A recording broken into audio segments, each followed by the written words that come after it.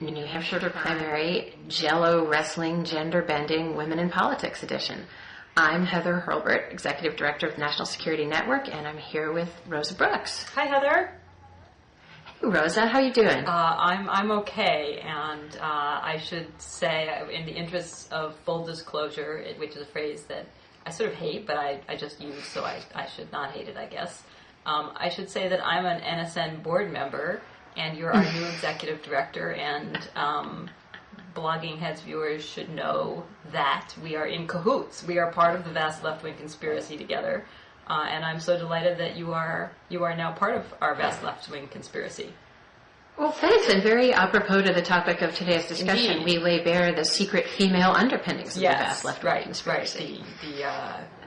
What? Oh God! Now I'm going to display my pop culture ignorance. The Yahoo Sisterhood. No, the Ya Sisterhood. What are we doing? What are we? You know that. Ya Sisterhood. Yes. You're just your girls aren't old enough yet. Okay. But they Right. will be. But that's what we are for the national security left-wing conspiracy. Right. We're the Wonk-Wonk Sisterhood or something. Oh dear, that doesn't sound so good. Anyway, we promised to talk about women in presidential politics. Yes. And I promised to lead off by doing some looking at the numbers that came out of the Iowa caucuses last week. Right. And they were fascinating. And I have to say, generally, the most interesting finding to me is that women were either following or leading, I actually think the numbers were so great, we should say leading the charge toward change candidates, because somebody did a wonderful blog post on this, which began, Republican women opened the caucuses with prayer and then went by 40% margin for Huckabee. So since we'll probably spend a lot of this time talking about progressive or progressive-leaning women, it's good to note what our sisters on the other side are up to. And am I right, Heather, can I just stop you to ask a question? Am I right that historically, in general, women have made up a majority of the Iowa caucus participants overall? Yes, I believe that's right. Which is interesting in and of itself, that women are turning out and participating in higher numbers than men. Yeah. On the Democratic side, Obama carried women overall 35 to 30%, which is a smaller margin, of course, than he carried overall. But the age and demographic breakdown was really interesting. That Hillary Clinton carried older women, and Obama carried younger women with, I believe, larger and larger margins the younger and younger the women were. And Marie Wilson, Obama totally had a lock on my 3-year-old's vote. Well, it's funny because my 3-year-old, despite my being a longtime Clinton supporter, is the same way. I think it's because Obama is much more fun to say. Your 3-year-old is a boy, though, so he doesn't count for this discussion. For the purposes of this discussion. Oh. But anyway, Marie Wilson, who runs the White House Project and was at Ms. for many years, wrote this wonderful analysis, basically, which I, in my own dealings with people and the many, many women who have felt the need to vent their feelings on Hillary Clinton in extreme detail to me over the years, women fell into 3 categories. And one she called the I want to see a woman president before I die category. Mm-hmm. And that she described as older women who, she said, had kind of lived through this themselves, are able to look at a candidate and see both the good and the flaws and say, God, I just want to see this happen. Then she said young women, she felt, and again, this is consonant with my own experience, tend to say, we're past that. We don't need a woman president. There's nothing particularly novel or exciting about that. We've solved all those problems women have, right? Yeah, I missed that, I have to say, but I think I'm showing my age, because then she said there's this middle group where she said those women, she said, recognize that women are judged very harshly in the public arena, more harshly than men. She said they want Hillary to represent them, but they want her to do it perfectly. And so expecting that she'll be judged and found wanting, we judge and find wanting in advance. Which I actually thought was a very astute way to vocalize sort of a whole swath of Hillary just makes me uncomfortable for some nameless reason that I can't vocalize, or why didn't she do this in her marriage differently criticism. You and I have agonized before and will agonize again about why can't we actually why can't we have election campaigns that focus on substance? But as long as we don't have election campaigns that focus on substance, I thought that was a really interesting insight that you have.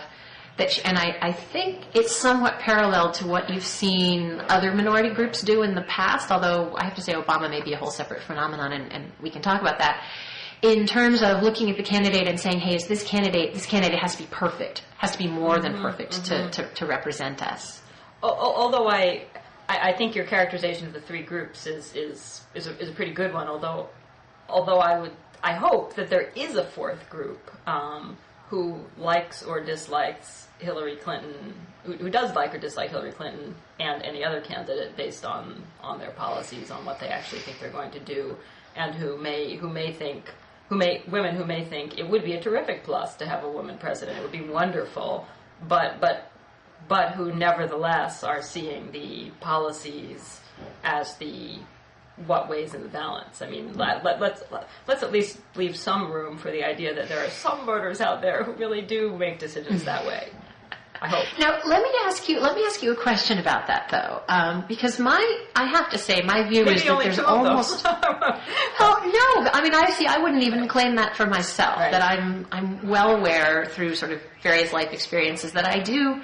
Even as I try to sort of really look at things based on issues, I do have a set of prisms about life experiences. And I have a mean little story that I tell on myself, which is I worked for two Secretaries of State, Warren Christopher and Madeleine Albright.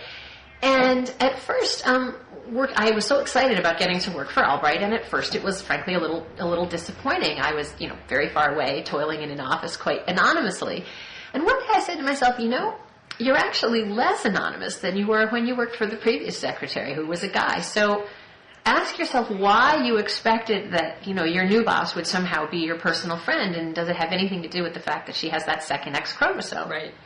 And I realized that I and a lot of the people around me actually did, however sort of smart and sophisticated and progressive and liberated we thought we were, and basically were, had a whole different set of expectations about Albright because of the skirt. And so once I think once you catch yourself doing something like that, I just take a much more cynical attitude to the idea that any of us, however overeducated we are, can actually make decisions without some kind of frame in the background.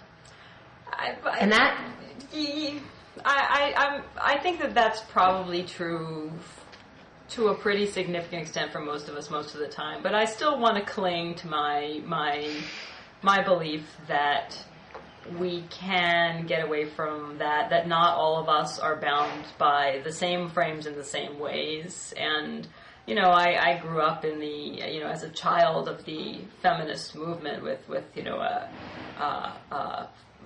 my mother was a feminist activist, and so I think for me these issues are maybe complicated in the other direction, and that I learned pretty early on that being a feminist activist, I'm not talking about my mother here, by the way, that being a feminist activist didn't make you a nice person, didn't make you a bra burner, didn't make you a nice person, didn't make you anything, and that idiocy and nurturance and obnoxiousness were all sort of pretty evenly distributed, amongst the sexes, amongst the races, etc. So maybe that may inform my own frames.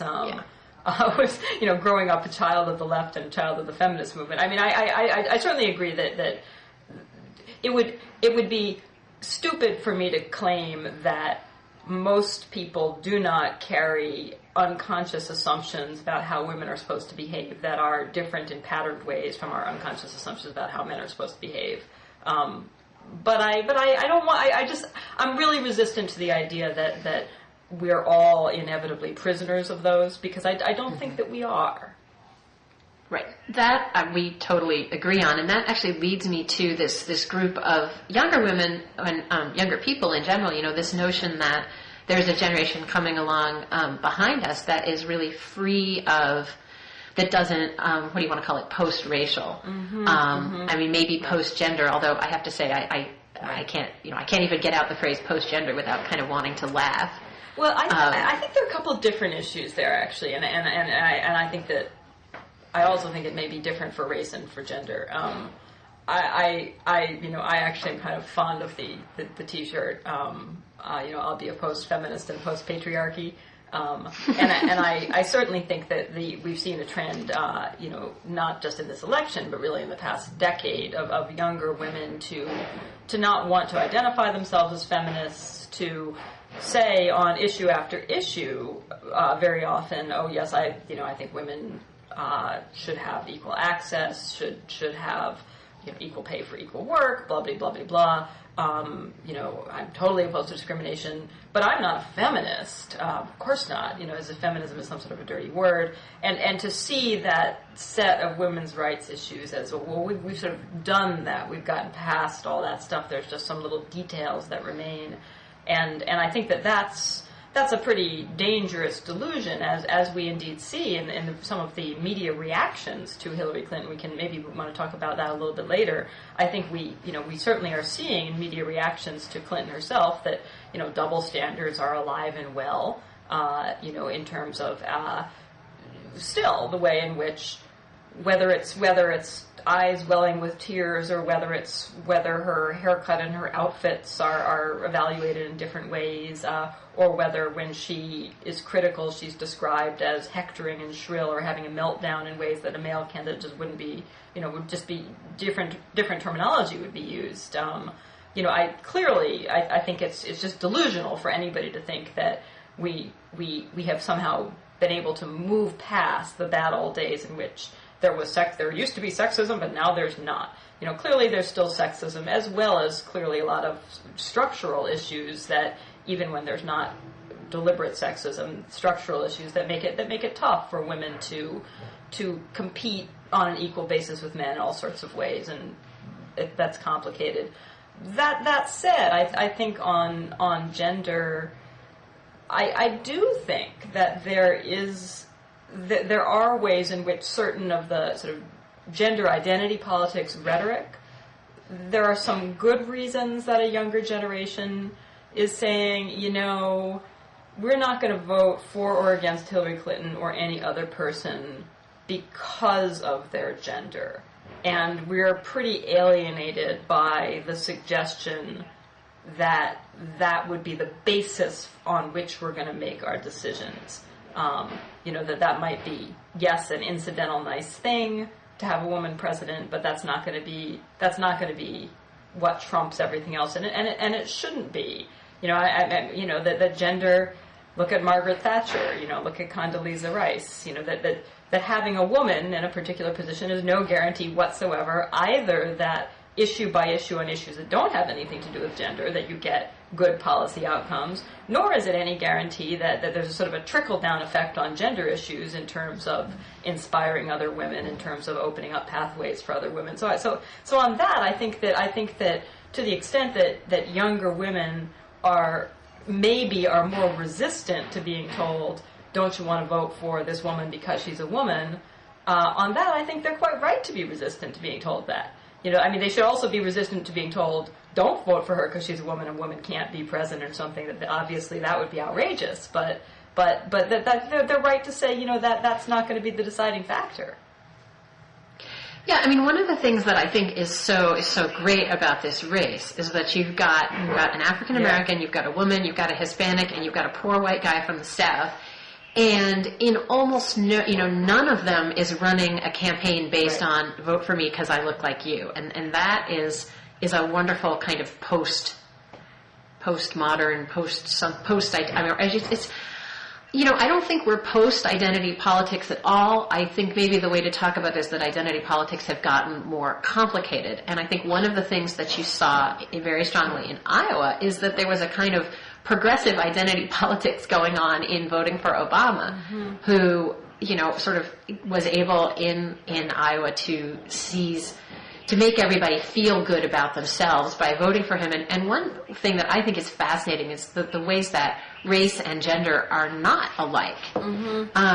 In that, there are two sets of issues, as you said, related to gender, and one is sort of out-and-out discrimination, and the second is the kind of structural issues that, make it harder for women to go to a caucus at night, make it harder for women to get an advanced degree, make it harder for women to pursue really kick-ass careers in certain professions.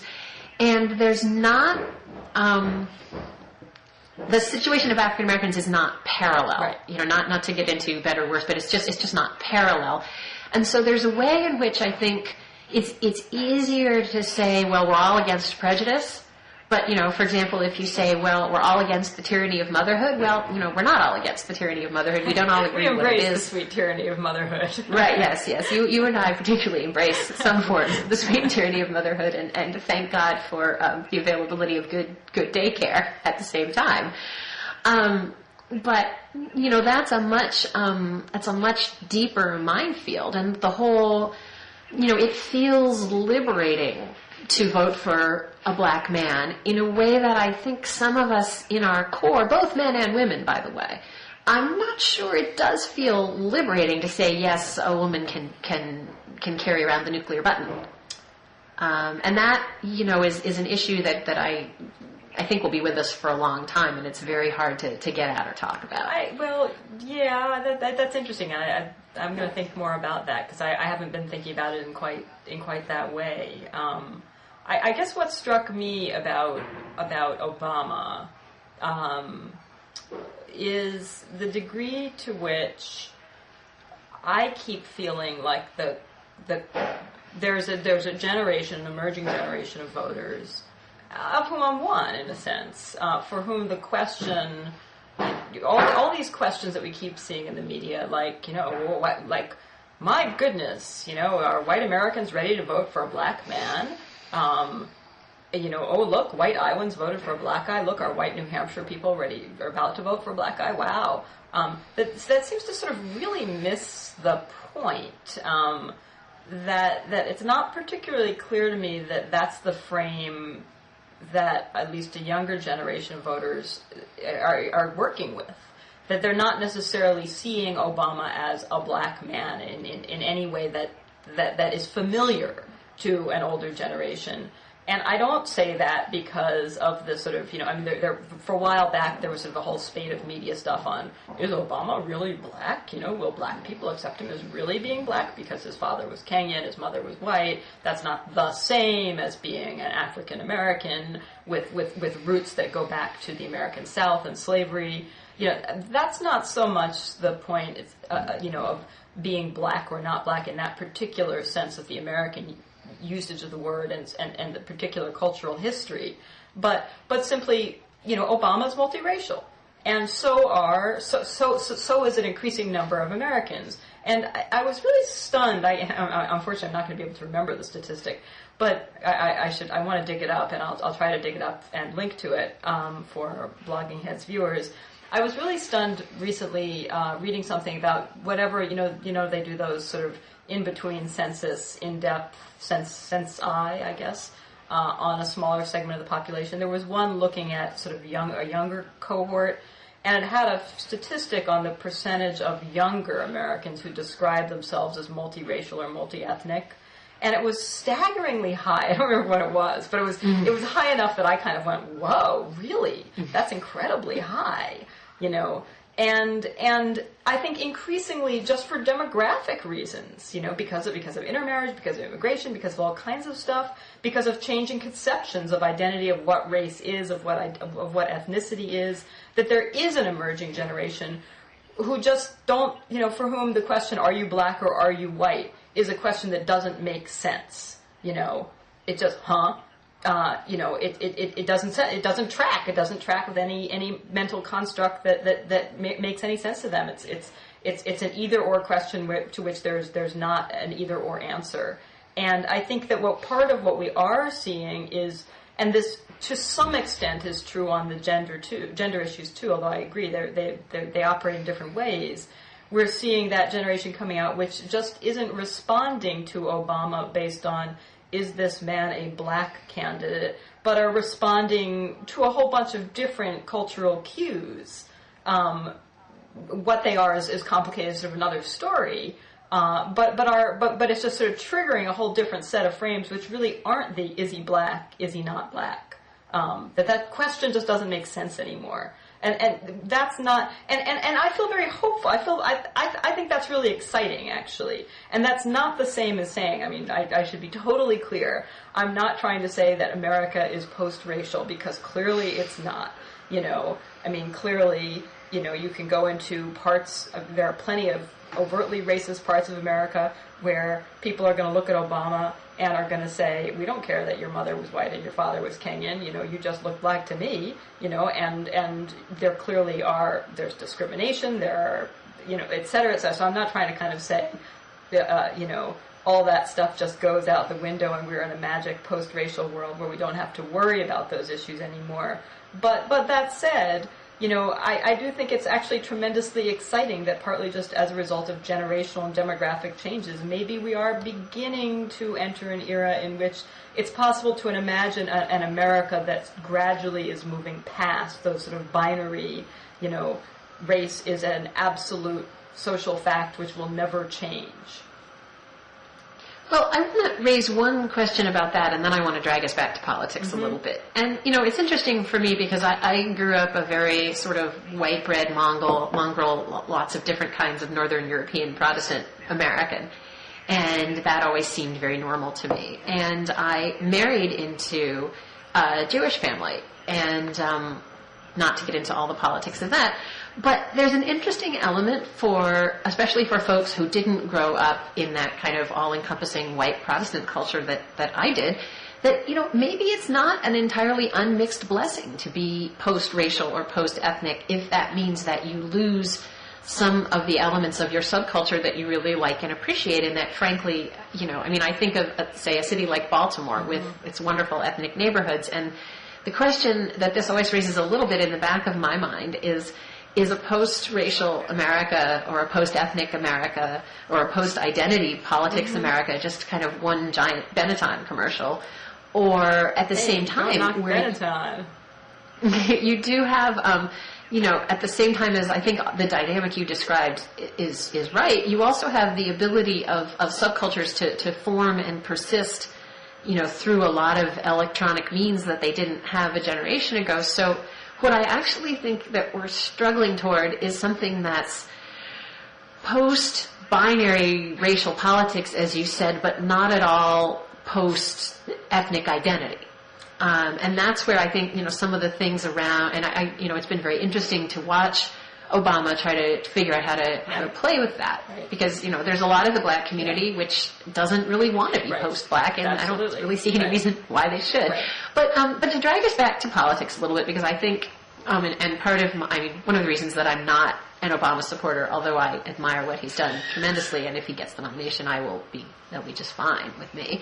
But is that the question, and as you say, the media has gotten it totally wrong, but the question for whomever the Democrats choose is, have you figured out how to work with the advantages and disadvantages that your gender, race, class, origins give you, given that American political environment is what it is? And the American political environment is not like wait. progressives I'm sorry. in Just Iowa. Go back a second. Is that the question you want to ask, or that's the question you think the media is asking but shouldn't be asking? That's the question the media is not asking, but it's the only question that I think matters. Yeah. It's not, is a black more electable than a woman, more electable than a Hispanic, more electable than a Southerner, blah, blah, blah, blah. It is, given that you have all these people who have particular strengths and weaknesses, particular ways they can be smart about how they frame who they are, or less smart about how they frame who they are, how are the candidates doing that, and who's going to do it most wisely against a Republican attack machine that is going to make damn sure everybody in America thinks that Barack Obama is black in a particularly threatening and scary way, that thinks that Hillary Clinton is a woman in a particularly, unpleasant, stereotypical, nasty way, that understands that Bill Richardson is a Hispanic in another stereotypical, nasty way. I find there are way too many progressives who have the idea that this election is going to be a cakewalk. And as someone actually said to me last night, to my astonishment, and that we don't really have to worry about the Republican attack machine, and that's just, naive and wrong, I think. Well, I don't think this election is going to be a cakewalk. I think that there are all kinds of booby traps and so forth for the Democrats, for whoever ends up being the Democratic nominee.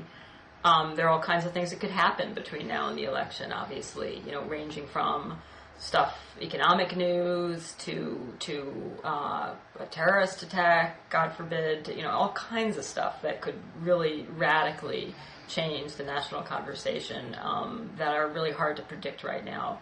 But that said, I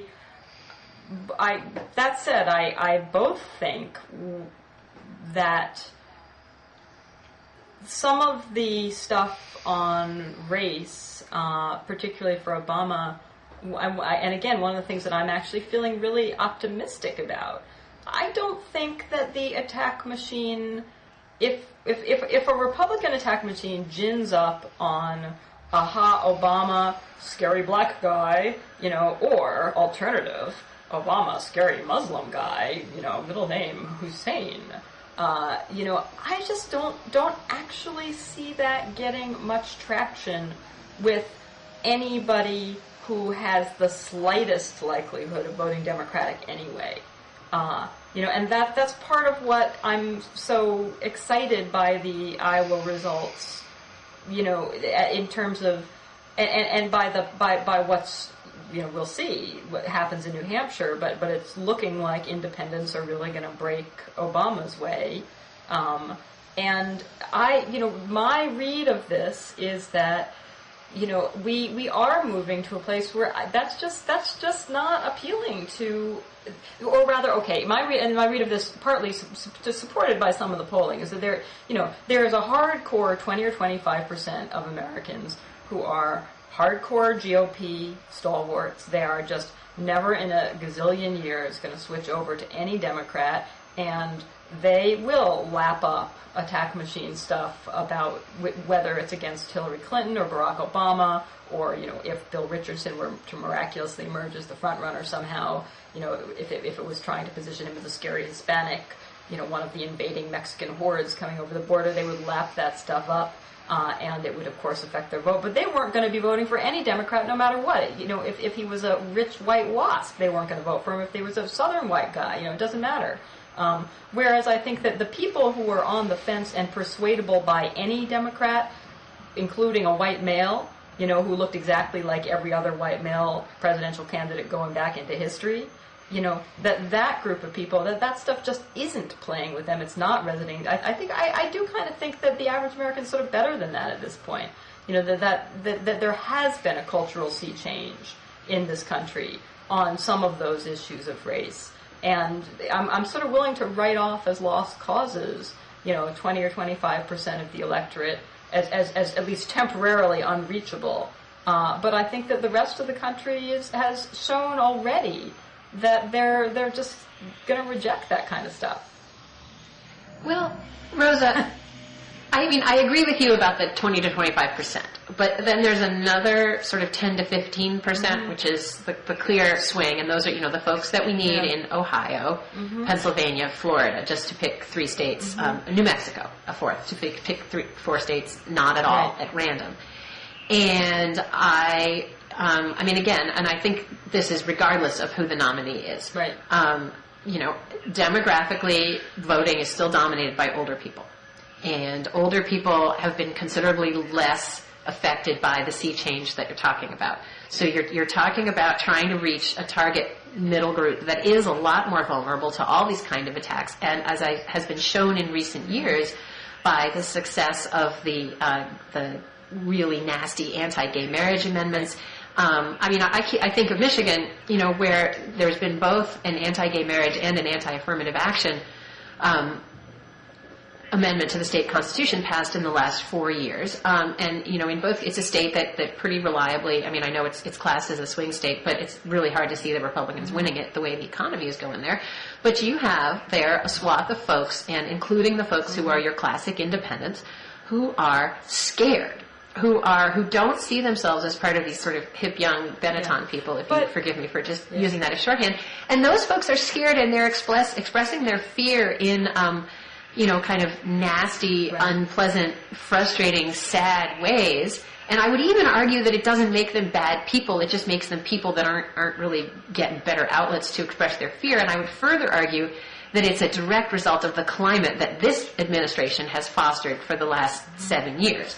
But to go back to my original point, I don't think anybody should make their decision in a presidential primary based on, who's going to do worse in attack ads, a black or a woman. I think the question you have to ask yourself is, who actually has some clue of what the machine coming at them is going to be like, and who do you know there's a zero chance of them withering in the face of that? And that's my Hillary commercial for this this broadcast. But here's my this in some ways we're I think we're subconsciously echoing the Hillary Clinton Barack Obama exchange on hope versus false hope, and experience versus rhetoric, and is this about is Obama just being naive in a sense, and are Obama supporters just being naive? And I understand that fear, but I think that the question is being answered as we speak. And here's where I think that as of 2 weeks ago,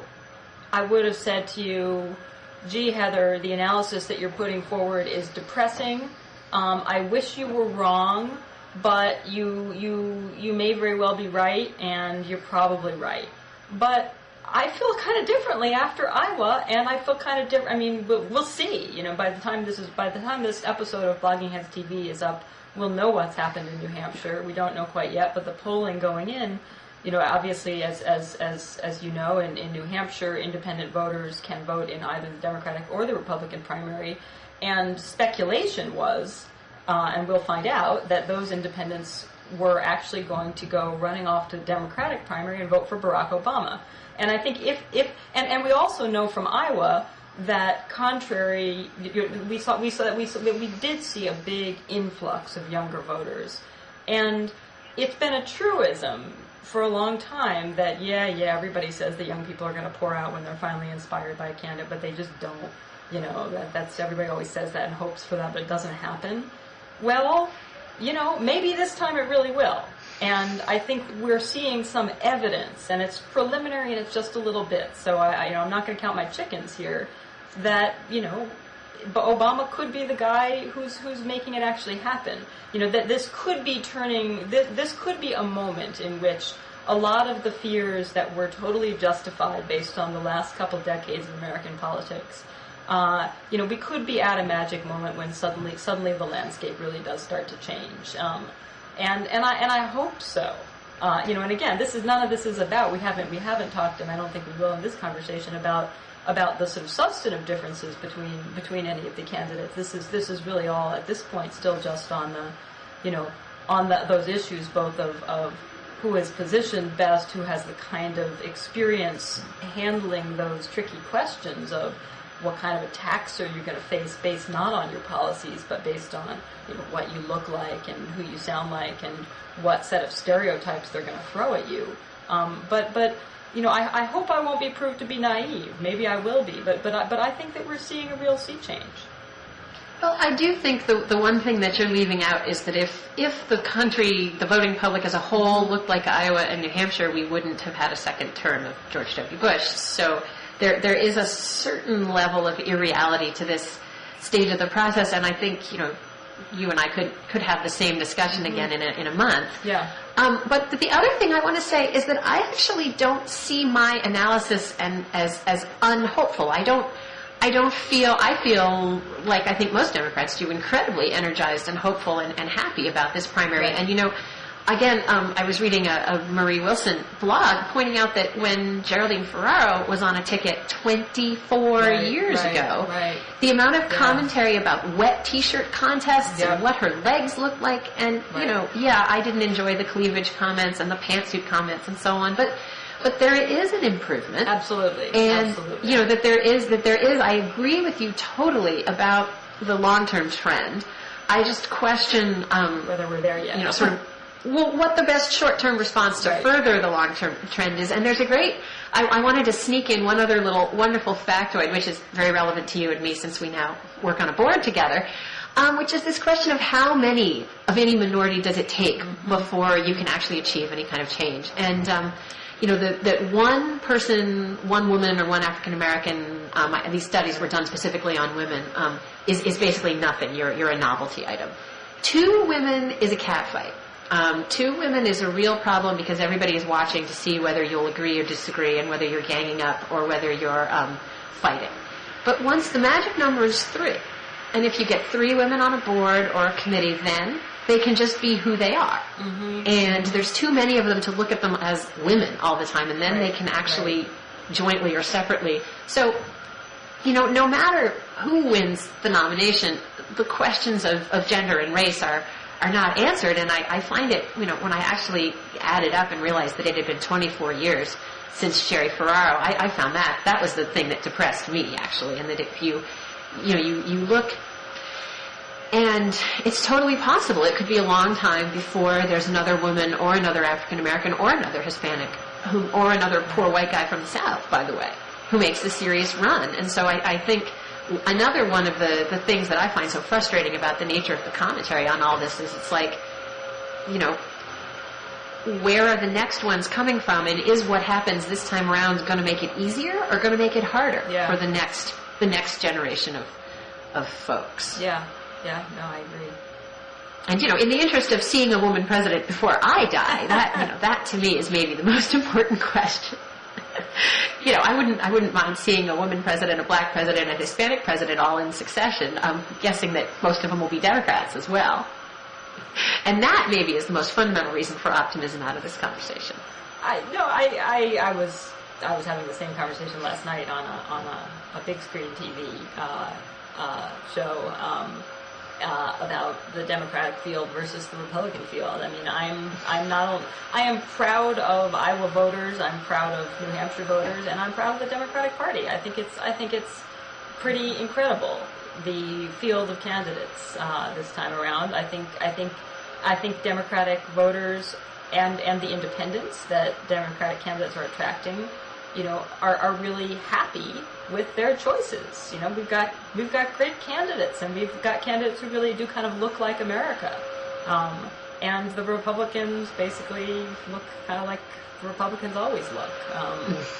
And I can't blame Republican voters for feeling pretty darn disenchanted. If